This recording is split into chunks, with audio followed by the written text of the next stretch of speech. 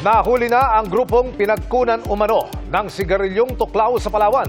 Puro estudyante ang 5 suspect na nakuha ng parang marijuana. Nakatutok si June Veneracion.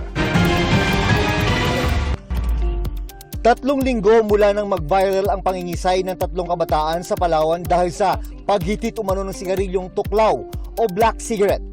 Naaresto na sa isang bypass operation ng grupong pinagkukunan umano ng kontrabando. 5 estudyante na edad 19 hanggang 25. Ito kasing nahuli natin is the identified source of the tuklaw na may synthetic cannabinoid nga dito sa Puerto Princesa. Bukod sa synthetic cannabinoid at iba pang ebidensya, nakuhanan din daw sila ng marijuana. Nasampahan sila ng reklamong paglabag sa Comprehensive Dangerous Drugs Act at nasa kustodiya pa ng pulisya. Sinusubukan pa naming bakuha ang kanilang panig.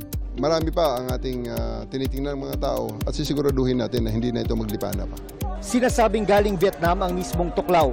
Pero ang synthetic cannabinoid na inihalo sa tuklaw ang naging sanhi umano ng pangingisay ayon sa Philippine Drug Enforcement Agency o PDEA. Base sa investigasyon ng PNP, online ang bentahan ng mga suspect.